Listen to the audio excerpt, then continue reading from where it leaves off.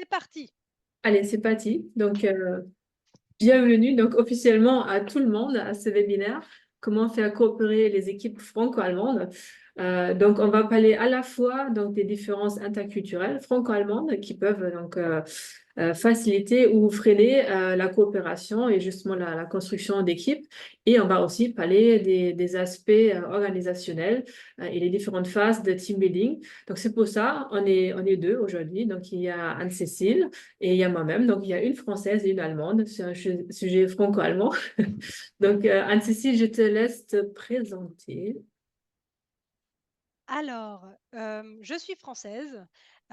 J'ai étudié aux États-Unis les sciences de l'organisation, ce qui m'a amené en fait à vouloir vraiment faciliter le travail des gens. Et c'est pour ça que je suis facilitatrice en organisation ou réorganisation et changement. D'accord. Et donc, pour moi-même, je suis allemande. Donc, je suis originaire de la région de la Ruhr et j'ai passé 14 ans en France.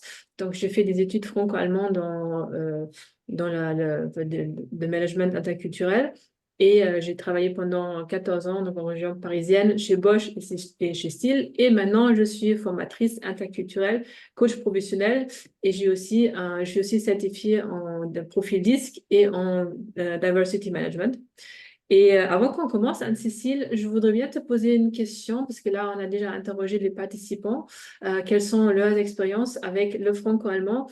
Et toi, du coup, en tant que Française en Allemagne, qui a déjà travaillé avec des Allemands, qu'est-ce que tu as constaté comme différence? Est-ce qu'il y avait des choses qui t'ont particulièrement choquée ou interpellée, peut-être?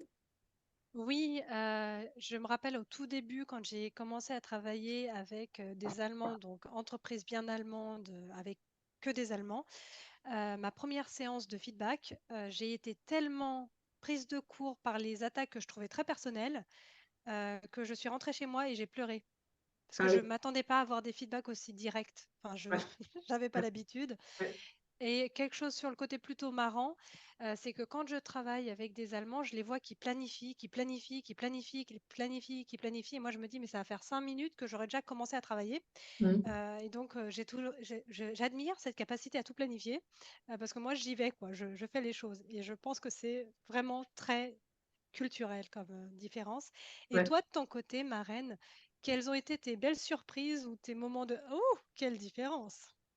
Ouais, les belles surprises, c'était à chaque fois au moment du déjeuner, quand je travaillais en France, parce que les longues pauses déjeuner où on prenait vraiment le temps de partager un bon moment ensemble, de connaître l'autre personne, pour moi, c'était très agréable parce que pour moi aussi, les relations personnelles sont très, très importantes. Et le côté qui m'a un peu plus choquée, interpellée, c'était le rapport avec mes anciens chefs qui étaient très, très autoritaires. Et moi qui avais l'habitude d'être consultée, ouais, consultée avant de prendre des décisions ou autres, et j'avais toujours mon mot à dire. Et là, tout d'un coup, on m'a dit non, non, tu fais comme ça. Et dès que je voulais questionner, mais pourquoi? Ça n'a pas de sens pour moi. La réponse était bah, parce que je te l'ai dit, je suis ton chef, donc c'est comme ça. Et j'avais beaucoup de mal avec ce rapport très hiérarchique et très autoritaire en France, par exemple. Mhm. Et avec ça, on est déjà pleinement dans les différences interculturelles. Donc déjà, il y en a plein entre allemand et français. On se rend souvent pas compte. Et c'est pour ça que je voudrais bien commencer et vous montrer donc, ce schéma suivant. Donc en fait, c'est un schéma qui a été fait par Erin Meyer. Erin Meyer, c'est une franco-américaine qui a un peu repris les études de Geert Hofstede, qui était un des plus grands anthropologues et qui a vraiment été précurseur dans l'interculturel. Et Erin Meyer, elle a rendu un peu ses résultats un peu plus applicables dans le domaine de l'organisation, de l'entreprise. C'est beaucoup plus compréhensible. Donc, elle a développé ces 8 échelles sur lesquelles elle a positionné les plus grands pays du monde pour ainsi expliquer les différences interculturelles de manière très visible. Donc là, par exemple, en rouge, vous avez la courbe pour la France, pour la culture française, et en jaune, la courbe allemande. Et là, ce qui saute aux yeux tout de suite, c'est que là, ici, tout de suite, vous avez un gap. Donc, la communication ne se passe pas de la même manière. Donc, ce qu'Anne-Cécile a raconté, ses expériences de feedback, ça en fait partie, par exemple. Après, ici, il y a un autre grand écart pour la manière de prendre les décisions, mais aussi comment est-ce qu'on établit des relations de confiance Et bien sûr, tout ce qui est planification et organisation, ça fait partie de une des plus grandes différences interculturelles. Donc, bien évidemment, on ne peut pas couvrir toutes les différences lors d'un webinaire de 1 heure, mais je vais quand même mentionner quelques-unes et surtout, on va à chaque fois essayer de donner l'information quelle différence peut jouer un rôle à quel point du cycle de développement de l'équipe. Mais en fait, comment ça se passe, ainsi, le développement de l'équipe interculturelle? C'est une très bonne question. En fait, quand on regarde comment s'organise une équipe dans le temps, on voit qu'il y a 5 phases. Et donc, là, on va voir un beau cercle qui va apparaître. Et en fait, la première phase, c'est la phase de formation ou de forming, parce que ce concept vient de l'Angleterre, enfin des États-Unis, pardon. Et c'est un concept qui s'appelle Team Uhr en anglais ou Team Clock en allemand, en anglais, bref, vous avez compris. Et la première phase, c'est la phase où les gens se rencontrent pour la première fois et apprennent qu'ils vont devoir travailler ensemble. À ce moment-là, les gens sont plutôt sympathiques, les gens sont agréables, on montre la meilleure face de nous-mêmes et c'est vraiment le tout début de la coopération. Ensuite, vient une autre étape qui est un peu plus difficile à vivre, c'est la phase de storming.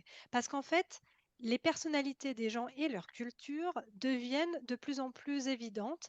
Et en fait, on va avoir des frictions qui peuvent finir par devenir des vrais conflits. Et en fait, il faut apprendre à gérer les différences. Malheureusement, beaucoup d'équipes restent bloquées dans le storming et n'arrivent pas à fonctionner. Alors, par chance, il y a une autre étape et vous allez voir, c'est la norming, donc la phase pendant laquelle l'équipe se pose et dit, OK, il faut qu'on trouve une manière de coordonner nos efforts, de normaliser nos échanges, donc de créer des normes pour travailler mieux ensemble et aussi renforcer la cohésion, parce que la cohésion d'équipe est très importante, surtout quand on a des projets avec plusieurs personnes. Et ensuite, il y a la phase de performing, donc c'est la quatrième phase sur notre fameuse heure, où l'équipe va enfin être efficace et va atteindre ses objectifs de manière optimale. Ça veut dire que pour être efficace, il nous faut déjà 3 phases avant.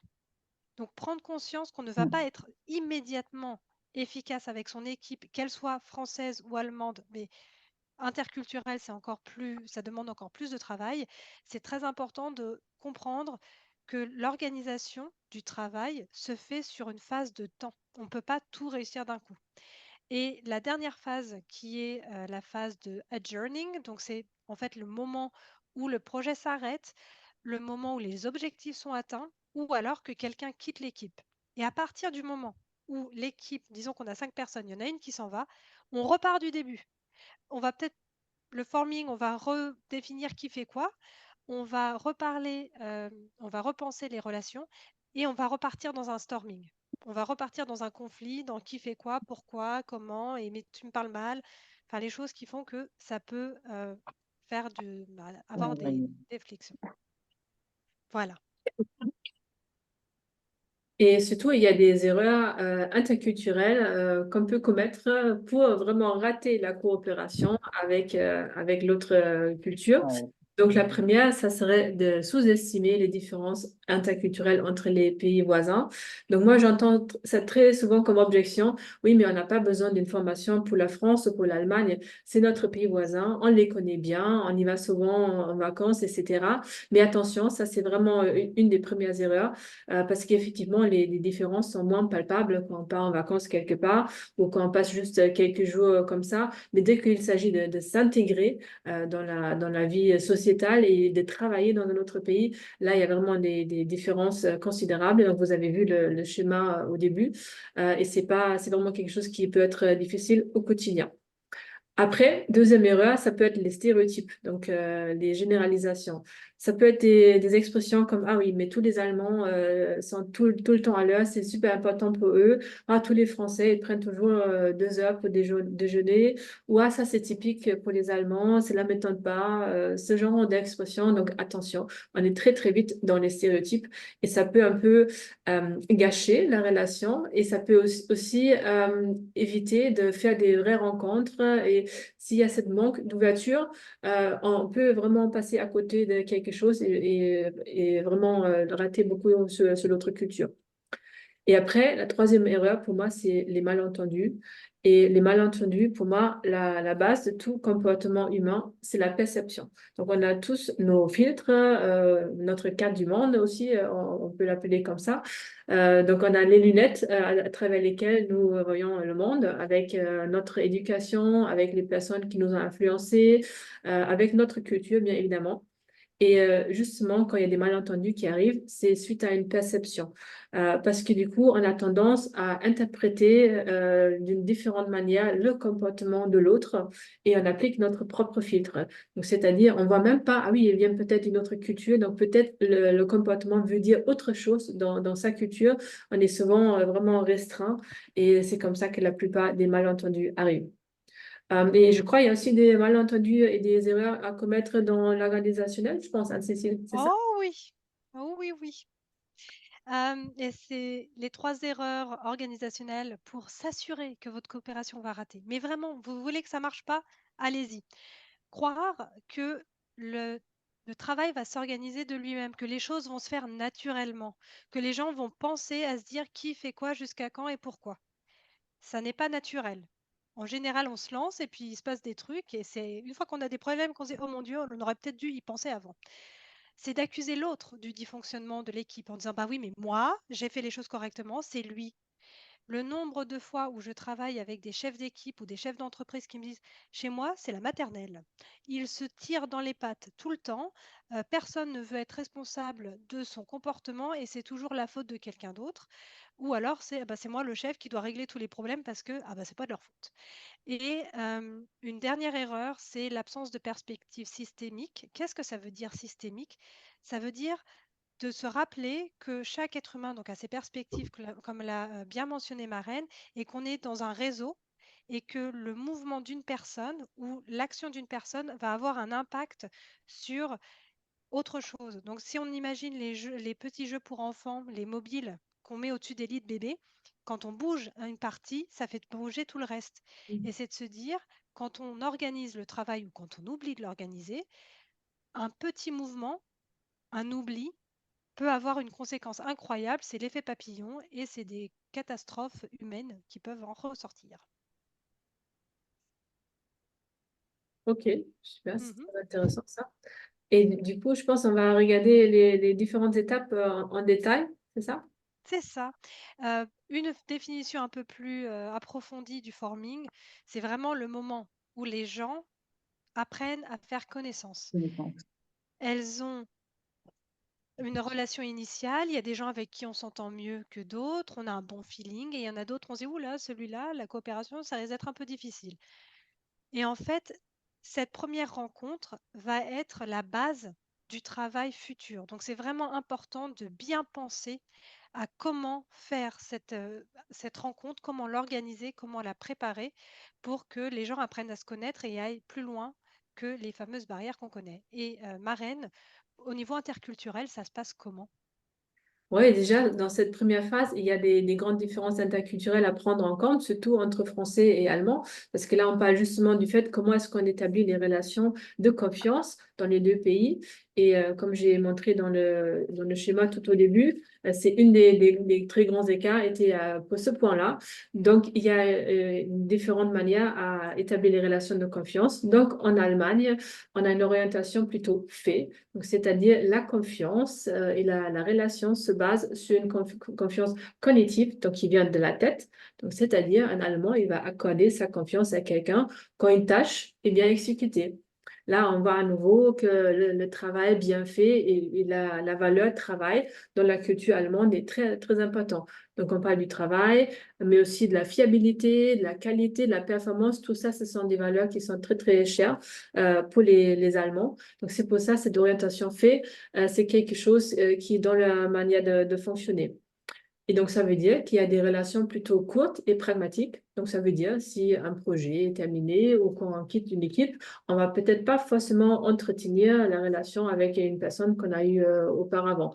Donc, on n'en a plus besoin, donc c'est plus utile. Donc, on va peut-être laisser tomber quelqu'un. Donc, c'est quelque chose qui m'a beaucoup choquée au début quand je suis retournée en Allemagne, parce que, comme je dis au début, je suis quelqu'un qui est très orienté personne, relation.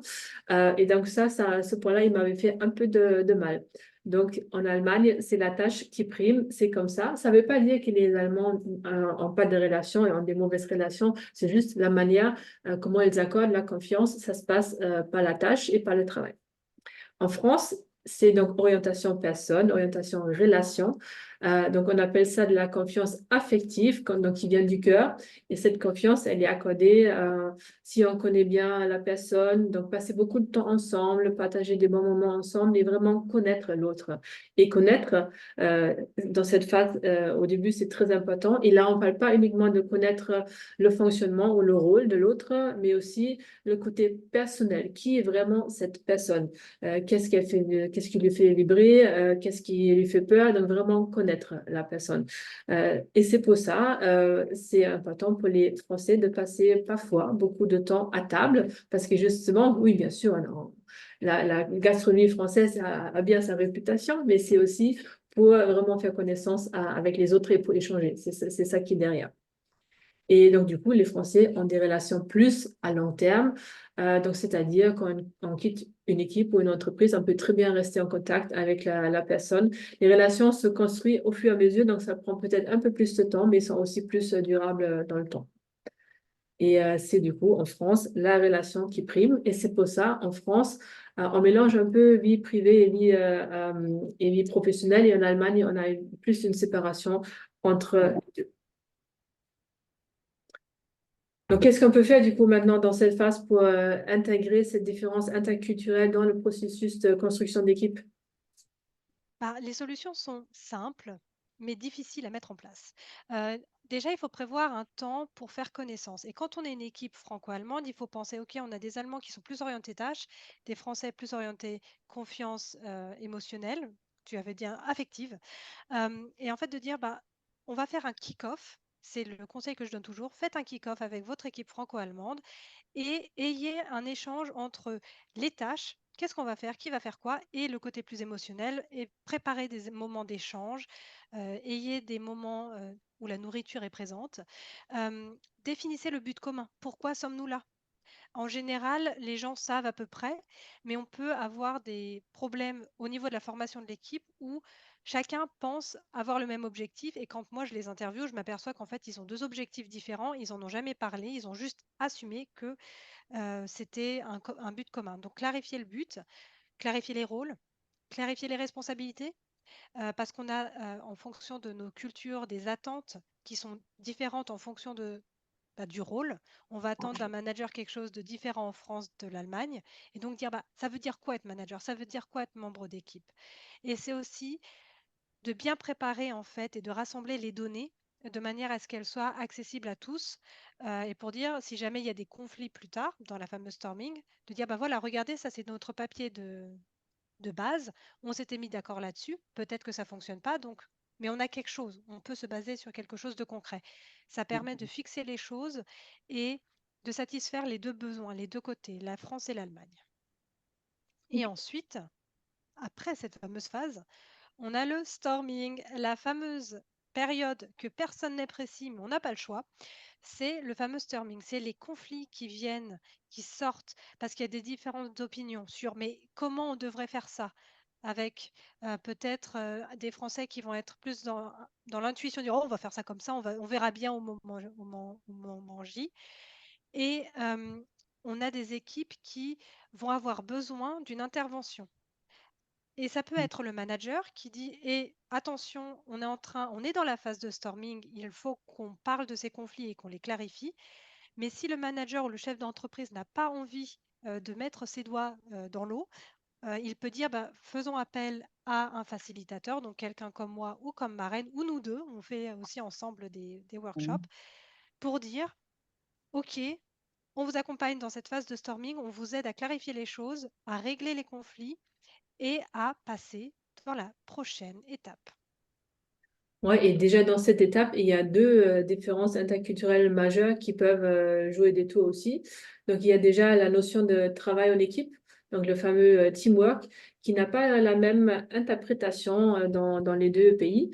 Donc, je vous ai... il y a encore quelqu'un qui arrive. Vous voyez ici un petit schéma. Donc, dans le cercle, en fait, le cercle blanc symbolise l'équipe. et les points en orange, c'est les membres de l'équipe. Donc ici, on voit en Allemagne, tous les membres de l'équipe sont dans le cercle, donc ils sont dans l'équipe. Donc il y a un commitment qui est vraiment là. On parle aussi ici de communauté, donc c'est-à-dire il y a un but commun. Donc tous les membres de l'équipe ont un but commun et ce but-là est plus important qu'un but personnel individuel. Donc, c'est-à-dire, il y a vraiment cette notion de consensus. On va faire tout pour faire fonctionner l'équipe. Euh, et en France, c'est un peu différent. Donc, vous voyez ici, vous avez le cercle et vous avez les membres de l'équipe qui sont un pied dedans, un pied en dehors. Donc, on va voir un peu qu'est-ce qui se passe, mais on va quand même se méfier un peu. On va rester un peu en dehors et rester un peu indépendant aussi. Il y a aussi cette notion-là. Donc, c'est plus un groupe d'individus en France. Donc, c'est-à-dire, c'est une notion plus individualiste. Donc, forcément, ils n'ont pas la même définition de qu'est-ce que c'est un travail en équipe. Donc, en Allemagne, on préconise vraiment que c'est un concept de partenariat. Donc, tout le monde et tous les membres sont égaux. Il n'y a pas quelqu'un qui est plus important que l'autre. C'est une logique de coopération. Et du coup, vraiment, l'importance, c'est le groupe et le consensus. Donc, on va faire tout pour trouver un consensus entre tous les membres. En France, c'est du coup une approche plus individualiste, donc une logique de compétition. Donc, c'est-à-dire le but individuel peut être plus important que l'objectif du groupe. Et en plus, on va peut-être essayer de se mettre dans la lumière et de voler un peu le show des autres et se montrer. Donc, ça, c'est quelque chose qui peut arriver. Donc, forcément, ça va un peu interpeller les Allemands qui ne vont pas du tout être dans cet objectif-là. Et du coup, c'est vraiment le consensus en France, c'est considéré comme un résultat qui est tiré vers le bas, parce que finalement, on se contente de quelque chose qui est moins bon. Mais pour les Allemands, c'est mieux que tout le monde soit d'accord. Donc, c'est vraiment l'importance n'est pas donnée aux mêmes choses. Et après, c'est aussi cette volonté de consensus se retrouve aussi dans le processus de prise de décision. Parce que vous voyez ici comment ça se passe en Allemagne. On passe beaucoup de temps dans cette première phase à discuter, à échanger, parce que les Allemands, ils veulent maîtriser le risque. Ils veulent être sûrs que la décision qu'ils prennent soit la bonne. Donc, c'est pour ça ils consultent beaucoup d'experts, de spécialistes. Ils regardent vraiment tous les faits, toutes les données. Ils font vraiment une analyse approfondie pour être sûr qu'elle a ici cette décision. Une fois qu'elle est prise, c'est une décision avec un D capital, donc c'est-à-dire elle est fixe et inflexible. Donc, on ne revient pas dessus et on peut du coup dérouler tout de suite parce qu'on a déjà éliminé tous les facteurs de risque potentiels en amont. En France, on va plutôt regarder, OK, on va discuter un petit peu, mais après, allez-y, on va déjà le mettre en œuvre, quitte à revenir dessus plus tard, l'adapter, c'est pas grave, on se laisse cette flexibilité. Et c'est là où parfois, j'ai déjà remarqué des incompréhensions profondes parce que là, les Allemands qui pensent qu'une décision, une fois qu'elle est prise, elle ne bouge pas, ils comprennent pas pourquoi les Français peuvent pour eux, retourner la veste et revenir sur une décision qui a été déjà prise. Mais ils ignorent qu'en fait, il y a toute cette étape-là qui n'a pas eu lieu en France. Donc, c'est pour ça, c'est important qu'il y ait quand même cette sensibilisation pour la culture de l'autre, pour comprendre ce genre de définition, de différence. Voilà. Et qu'est-ce qui se passe? Qu'est-ce qu'on peut faire du coup en sachant tout ça?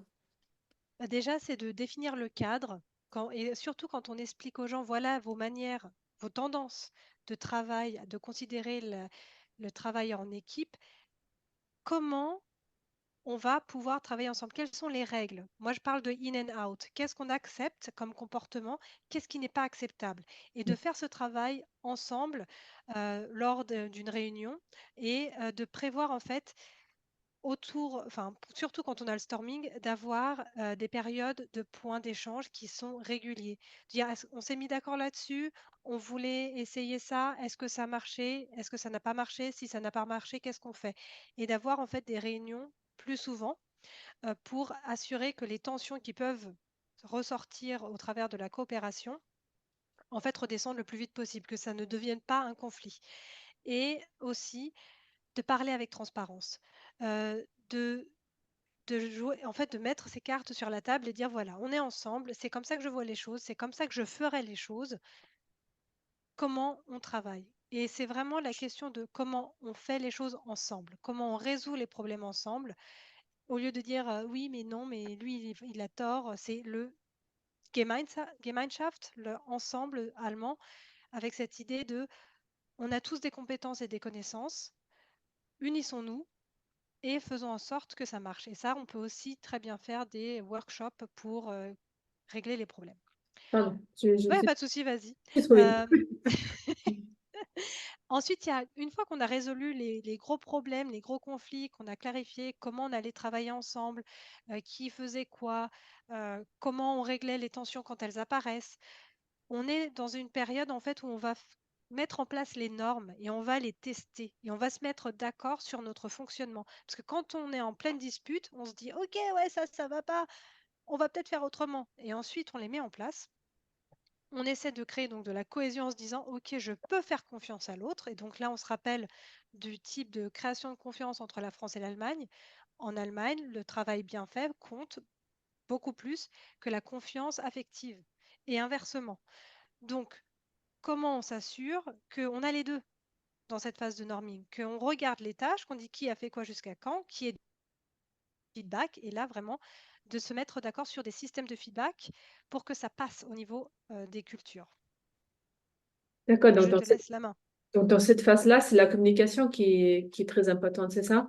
C'est toujours très important, mais là encore plus. Là encore plus. Et c'est justement là où il y a encore d'autres différences interculturelles parce que vous savez certainement que les Allemands et les Français ne communiquent pas de la même manière. Il y a vraiment un autre style de communication.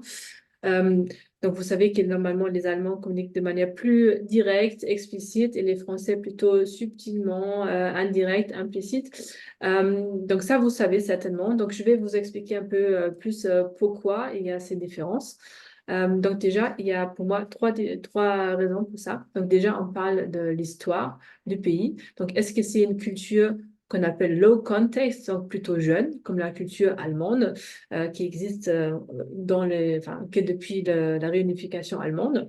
Donc du coup, dans des cultures plutôt jeunes, les États-Unis en font partie aussi, et il y a peu de références communes, donc c'est-à-dire on n'a pas encore eu beaucoup de temps ensemble, qu'on a partagé ensemble. Donc, finalement, on n'a pas forcément les mêmes références. Et c'est pour ça, ces cultures-là ont tendance à communiquer plus directement et explicitement pour être sûr, en fait, on part du plus petit dénominateur commun pour être sûr que l'autre comprenne. C'est vraiment ça le principe. Et c'est aussi pour ça qu'il y a très peu de communication non verbale, donc c'est-à-dire les gestes, les mimiques vont jouer un rôle moindre dans la culture allemande. Et donc, je vous ai dit, il y a trois raisons. Donc, la première raison, c'est donc, est-ce que la culture est ancienne ou plutôt jeune? Et la deuxième, ce sont les valeurs. Donc, à nouveau, les valeurs, c'est un peu le fond, les fondations de la culture. Donc, je pense que vous connaissez tous le schéma du iceberg où on a vraiment la petite pointe de l'iceberg qui sort de l'eau, qui symbolise les éléments visibles d'une culture, les symboles comme les drapeaux, la tour Eiffel, la porte de Brandebourg, etc. Et vraiment très, très profondément sous l'eau, un peu caché, il y a donc l'aspect plus caché de la culture et les valeurs en font partie. Et là, en Allemagne, il y a des valeurs comme la transparence et l'honnêteté qui jouent un rôle primordial. Et si on regarde donc en France, c'est une culture qu'on considère comme high context parce qu'il y a une longue histoire partagée. La France, c'est vraiment dans l'époque gauloise, hein, c'est ça.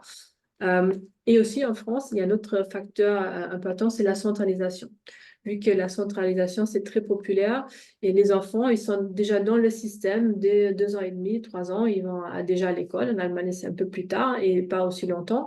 Donc, ils sont un peu déjà formés et imprégnés de ce système. Et c'est pour ça il y a beaucoup plus de références communes qui ont été transmises.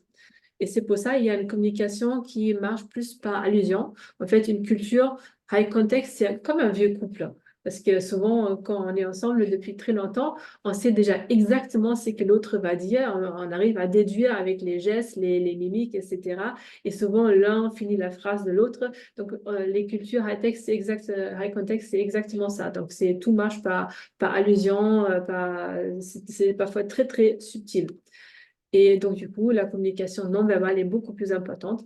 Donc, c'est-à-dire l'importance des gestes et des mimiques. Et on a discuté hier de ça avec Anne-Cécile et j'ai dit, les Français, normalement, ils font pas de très, très grands gestes avec les mains comme les Italiens ou les Espagnols, mais il y a beaucoup de mimiques avec les yeux, avec les sourcils qui se passent. Et du coup, je dis à chaque fois aux Allemands, attention, il faut être un peu réceptif et attentif à tout ça. Et les valeurs qui sont derrière tout ça, côté France, sont l'harmonie et l'appartenance. Donc, on retrouve ici à nouveau l'orientation personne et relation. C'est un peu lié malgré tout. Et j'avais dit qu'il y a trois raisons, donc je vous ai donné que deux. Donc, la culture, enfin, l'histoire du pays et les valeurs. Troisième, c'est la langue. Parce que la langue allemande contient à peu près 500 000 mots et la langue française à peu près 70 000 mots, donc beaucoup, beaucoup moins. Donc, en Allemagne et en anglais aussi, c'est pareil. Il y a un mot précis pour chaque chose et chaque truc. Et en français, on a souvent ce qu'on appelle des homonymes, donc des mots qui sonnent pareil, mais qui ont une autre signification. Donc, il faut être attentif au contexte, donc à nouveau le contextuel, pour comprendre quelle signification est appliquée à ce moment-là. Et il y a aussi une différente manière à dire non. Est-ce que vous connaissez comment on dit non en français? Moi, j'ai identifié qu'il y a trois mots qui signifient non. Donc, le premier, ça peut être Oui, mais oui, dis-moi Alice, oui. oui, mais plus Oui. tard. Moi, j'ai identifié, il y a le je ne sais pas, il y a le on verra et il y a le peut-être. Donc, à nouveau, en fonction du contexte, ça veut dire non. Et comment est-ce qu'on dit non en allemand? Nein. Nein. Ben voilà, exactement, c'est très direct. Et c'est ça qui peut souvent choquer les Français de prendre vraiment un non ferme. Comme ça peut être très, très. C'est un peu rude parfois pour les Français. Voilà, donc ça, c'est pour la communication. Donc maintenant, qu'est-ce qu'on peut faire du coup pour surmonter ces problèmes de communication dans la phase de norming, hein, Cécile? Alors, dans la phase de norming, quand on voit à quel point on peut vraiment avoir des problèmes de compréhension entre un oui ou un non qui ne veut pas dire non, euh, l'important, c'est d'avoir des feedbacks. C'est vraiment de voir dans notre travail actuel, qu'est-ce qui fonctionne, qu'est-ce qui ne fonctionne pas, qu'est-ce que l'on pourrait faire pour que ça aille mieux. Moi, j'aime bien utiliser le système le Ample System, donc le système des feux rouges, feu vert, feu orange. Feu Ouais. vert, ça marche. Feu orange, ça pourrait être mieux. Et feu rouge, c'est un no-go. C'est Mhm. vraiment de dire dans notre travail, qu'est-ce qu'on fait? Reformuler les messages, se rappeler que peut-être que quand on, surtout en français avec ces homonymes, qu'on pourrait être mal compris. Et en général, on s'aperçoit qu'on n'est pas compris quand la personne te répond à côté de la plaque. Et de dire, OK, je reformule ce que je dis, mais aussi de reformuler ce qu'on a compris de ce que dit la personne et de faire attention au langage corporel avec les Français qui jouent plus avec leur visage, c'est plus vivant. Et on se rappelle de Markel, on en a parlé aussi hier avec Marraine, avec le fameux, je ne sais plus comment on appelait ça, mais son Un route en allemand, Rauch, hein, c'est une euh, losange, c'est ça, losange? le losange, où en fait elle avait une position et une expression très, très neutre, et de savoir que la neutralité allemande ne veut pas dire qu'il y a de la neutralité émotionnelle. Ça, c'est à séparer et d'éviter les stéréotypes comme je viens de le faire. Éviter les stéréotypes, c'est-à-dire quand on commence à dire ah oui, mais c'est parce qu'il est allemand ou ah, parce que c'est un français. C'est attention, prendre conscience qu'on est en train de se dire quelque chose sur l'origine de la personne et que c'est peut-être autre chose, qu'il y a peut-être un message caché qu'on n'a pas vu parce qu'on n'a pas assez de connaissance de la culture de l'autre. Et dans ce cas-là, de poser des questions et dire voilà, quand tu fais ça, comment puis-je l'interpréter? Ou je l'interprète comme ça, est-ce que j'ai raison ou est-ce que je suis à côté de la plaque? Et vraiment d'avoir en fait une communication beaucoup plus poussée et beaucoup plus ouverte que si on était que entre Français où on peut se comprendre plus ou moins facilement. Mm. Et c'est aussi peut-être le fait d'être plus formel dans la langue française. Parce que si je pense quand on écrit un email, à la fin d'un email en allemand, on met mit freundlichen Grüßen, et la formule de politesse en français, c'est très, très compliqué pour les Allemands. Donc peut-être de trouver des formulations un peu plus simples, ça peut aider aussi. Oui, oui, ouais. Ou même de se mettre d'accord sur les formulations qu'on utilise, hein. Ok. Ça peut être surtout quand on communique à l'écrit avec peut-être des clients de l'autre langue, c'est dire dis-moi ce que je dois faire. C'est Mm. toi l'expert dans ta culture et d'accepter qu'on peut avoir tort. Ça, c'est difficile. C'est difficile, oui, tout à fait. Donc, qu'est-ce qui vient après le norming, du coup? Alors, après le norming vient la phase de performing. Donc, c'est enfin le moment où on est efficace. On arrive à faire les choses en utilisant les forces de chacun. Et quand il y a des faiblesses, on les compense par de la coopération, collaboration. Et on tape pas sur les gens parce qu'ils ont fait une erreur. On les aide à grandir. Donc, c'est vraiment un aspect très agréable quand on a réussi à atteindre cette phase de performing parce qu'on atteint nos objectifs et de manière en plus optimale. Mais Et encore, culturel, qu'est-ce qui se passe de ce côté-là? ouais, encore bah, le performing, fonctionne bien, mais à condition qu'on connaisse quand même les manières à travailler dans les deux pays, parce que là, à nouveau, ça, c'est pour moi la plus grande différence que moi j'ai vécue en tant qu'Allemande en France ou vice-versa. Donc, c'est cette fameuse perception du temps.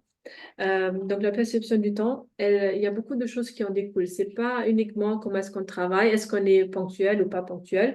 C'est plutôt un état d'esprit. C'est un principe, c'est vraiment comment est-ce qu'on fonctionne. Et en fait, comment ça fonctionne?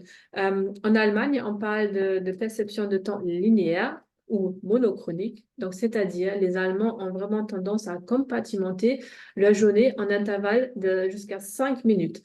J'ai vu ça chez un collègue allemand qui avait mis une réunion à 11h05 et j'ai commencé à rigoler et je dis, mais pourquoi tu as mis la réunion à 11h05? Et il m'a dit, comme si c'était la chose la plus normale du monde, bah oui, j'ai une réunion avant jusqu'à 11h, donc pour ne pas être en retard pour la suivante et pour pouvoir changer de salle, la prochaine, elle commence à 11h05. Donc, plutôt, à nouveau, cette approche pragmatique, mais c'est vraiment très typique de vraiment de compartimenter la journée en créneaux. Et donc, à chaque fois, un créneau est alloué soit à une personne, soit à une tâche ou à un groupe de personnes. Et c'est justement pour ça que c'est tellement considéré mal poli en Allemagne d'être en retard, parce que si on est en retard, ça veut dire qu'on grignote sur le créneau de quelqu'un d'autre. Et c'est ça vraiment qui est un signe de non-respect. Et du coup, ça n'a pas uniquement une influence sur le fait d'être ponctuel ou pas, mais vraiment comment est-ce qu'on s'organise et comment se déroulent les réunions. Donc, on va ici au milieu un schéma. Ça, c'est une gestion de projet franco-allemande ou entre pays monochronique et polychronique. Donc, en France, c'est appelé perception du temps flexible ou polychronique. Donc, c'est-à-dire on fait plusieurs choses à la fois. Et donc, si les deux pays travaillent ensemble sur un projet, ça peut se dérouler de telle manière. Donc, c'est-à-dire ici, en bleu, les Allemands font une tâche après l'autre. Donc, c'est vraiment de manière séquentielle. On commence une nouvelle tâche quand la précédente est terminée. On est focalisé sur cette tâche-là. Donc, on n'aime pas les interruptions. Donc, on veut vraiment continuer jusqu'à ce que ça soit fini. Et on avance doucement jusqu'à la fin du projet. En France, là, ici, on retrouve aussi la notion de groupe qu'on avait vu tout au début.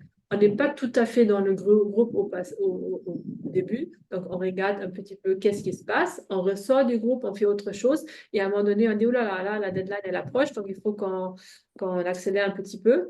Donc, du coup, finalement, les deux manières à avancer, à travailler vont arriver au même but, au même moment.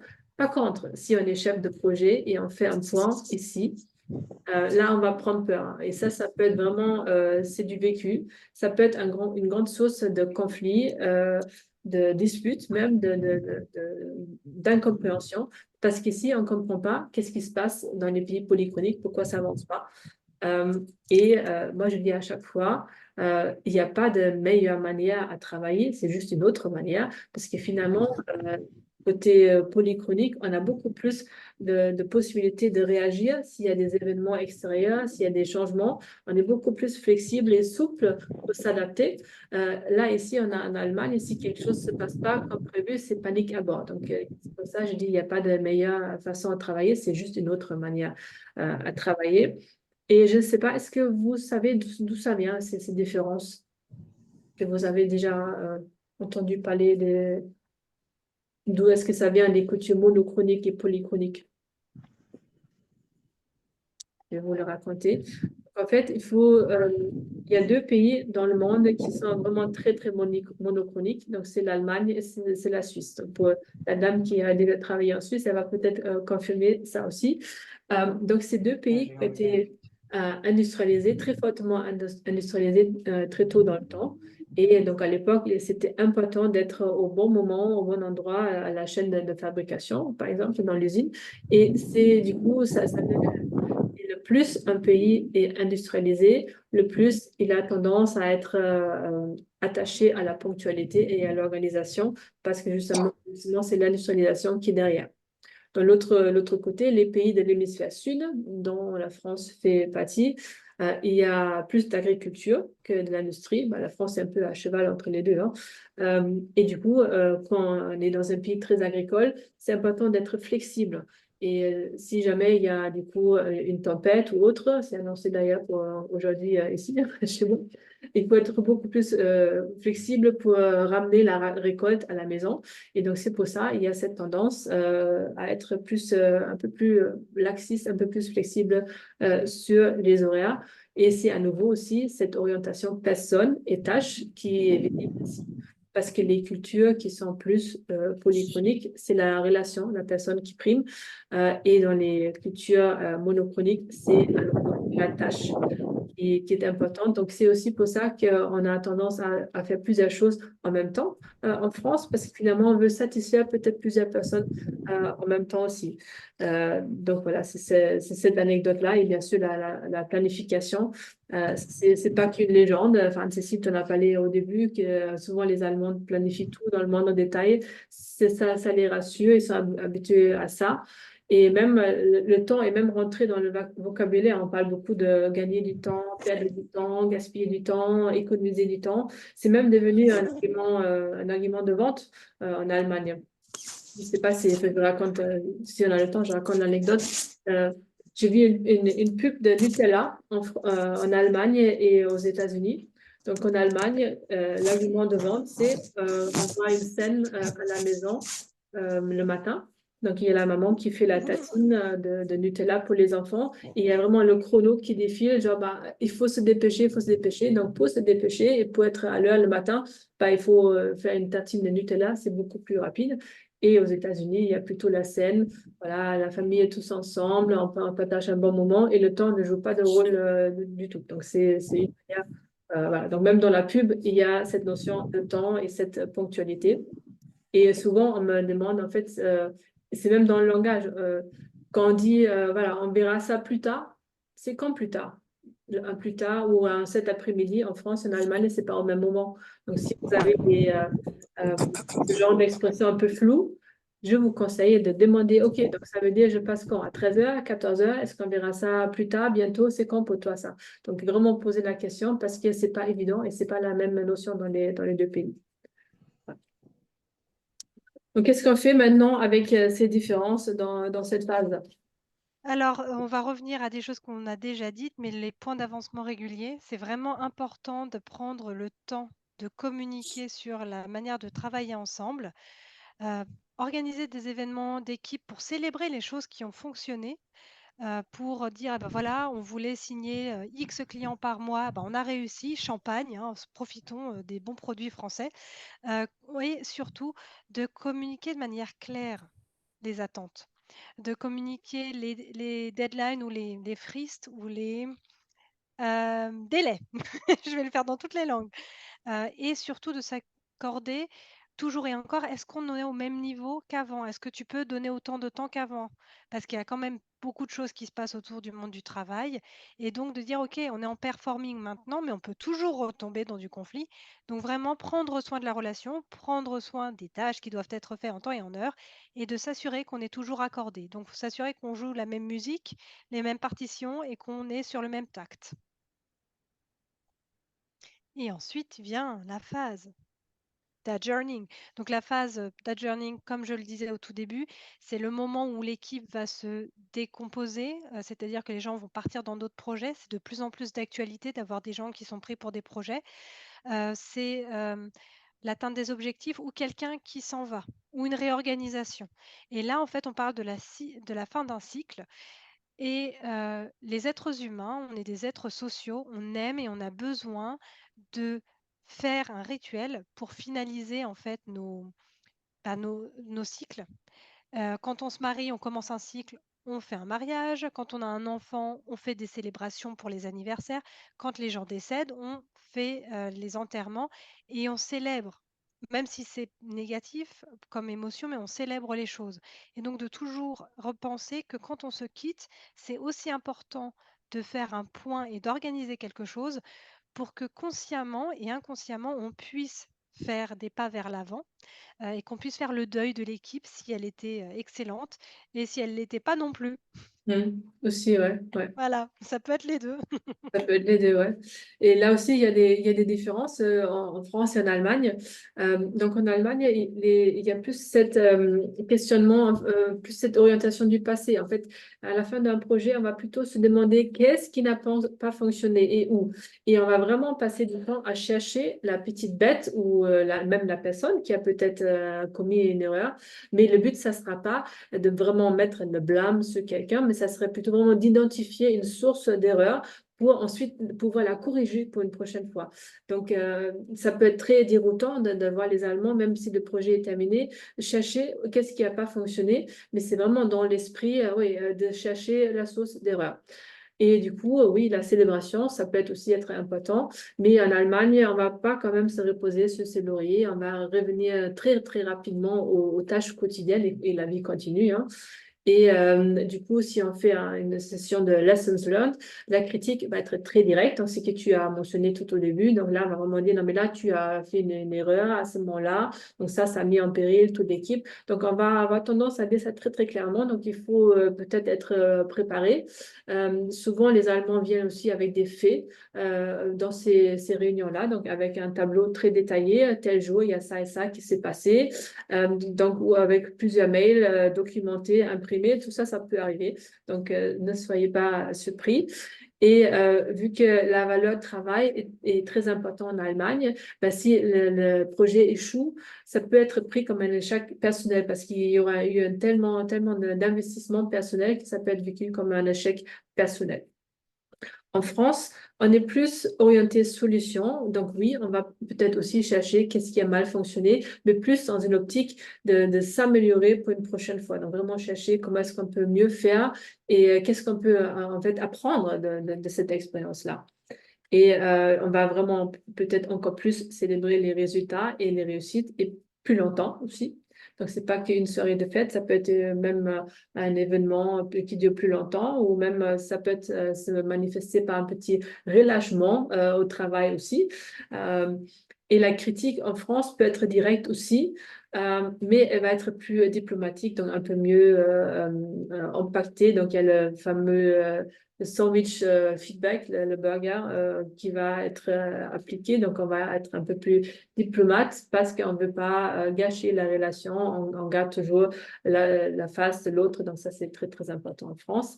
Et du coup, l'échec d'un projet, bah, ça fait partie de la vie professionnelle. C'est une opportunité d'apprendre quelque chose, mais ça ne va pas affecter la personne en tant qu'elle.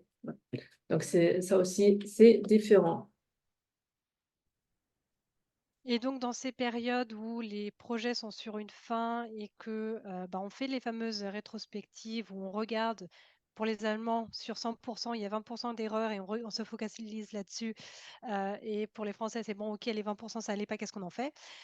C'est de dire, ben, comment on construit ensemble une approche du feedback en fin de projet, pour, bah, satisfaire les 2. C'est-à-dire qu'on puisse regarder ce qui n'a pas fonctionné et en même temps avoir bah, comment pourrions-nous faire mieux la prochaine fois?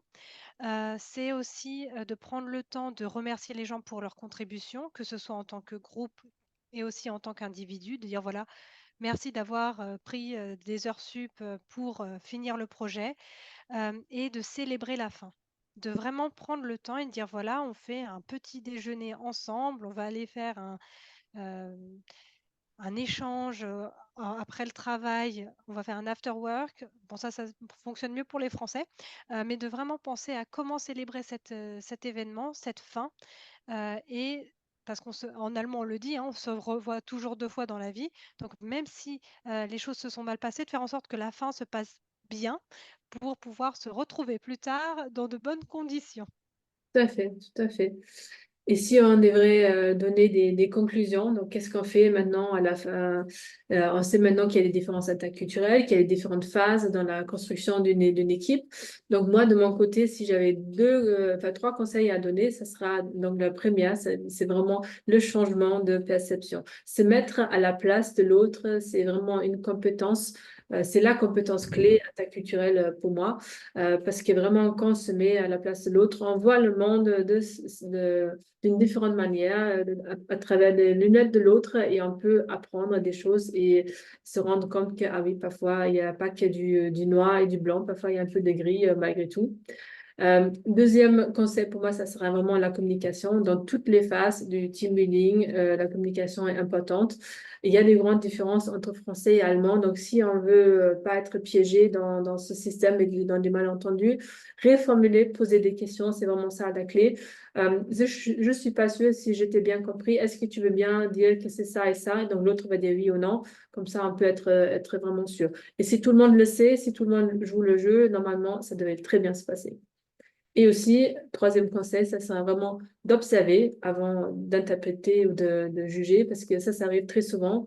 Ah, il est bizarre. Ah, il ne se comporte pas comme moi, l'attends. Donc, du coup, bah, il est bizarre. Donc, on est tout de suite dans le jugement, au lieu de rester avec les faits. Qu'est-ce qui est observable? OK, il se comporte de telle et telle manière, il fait ça, il fait ça. Qu'est-ce que ça peut peut-être dire est-ce que ça peut peut-être dire autre chose? Donc, là, à nouveau, se questionner et se rappeler que l'autre culture a peut-être d'autres valeurs, d'autres comportements. Donc, attention aux jugements, aux interprétations qui sont trop hâtifs. Voilà. Et sur l'aspect organisationnel, donc vraiment comment coordonner les efforts, c'est de déjà prendre le temps en fait de réfléchir sur le comment on travaille ensemble, comment on organise le travail, comment on parle ensemble des réussites ou des échecs. Donc c'est vraiment de focaliser quelques rendez-vous sur le travail organisationnel et pas sur le travail en soi, c'est-à-dire qu'est-ce qu'on fait, par exemple, si on crée un site internet et de parler de ce qu'on va mettre dans le site internet. Je ne parle pas de ça, je parle vraiment de dire, OK, comment on va faire en sorte que la création du site internet se fasse bien. Mm. Ensuite, quand on travaille ensemble, c'est de se focaliser plus sur les faits que sur les personnes. Donc de dire, ça n'a pas été fait en temps et en heure, ça n'a pas été fait dans la qualité attendue, le client a fait un retour négatif, au lieu de dire tu as fait une erreur. Et Mm. ça, je pense que quelle que soit la culture, vaut mieux éviter. Mais vraiment, pour le bénéfice de l'organisation et du groupe, de focaliser sur les faits et de se rappeler qu'on a toujours la possibilité d'influencer la qualité de la collaboration en parlant ensemble, en se faisant accompagner si on n'y arrive pas à 2 ou à 3, et de vraiment prendre conscience que on a toujours fait ça comme ça, c'est pas une excuse. C'est pas ça. Enfin, si vous avez toujours fait ça comme ça et que ça marche plus, il faut peut-être changer. Et c'est là qu'on est les meilleurs pour vous accompagner. Oui, justement, si vous voulez aller plus loin, donc on peut vous proposer un appel diagnostic. Donc avec toutes les deux, on serait ravis de répondre à des questions ou d'analyser peut-être la situation dans vos équipes ou quelque chose qui peut être lié à ça. Et on propose, donc, comme Anne-Cécile l'avait déjà dit, des workshops team building franco-allemand. Donc vous pouvez contacter moi ou Anne-Cécile. Voici nos adresses email. Et bien sûr, sur LinkedIn, ça marche aussi. Et du coup, maintenant, c'est le moment pour vous de poser les questions ou échanger avec nous.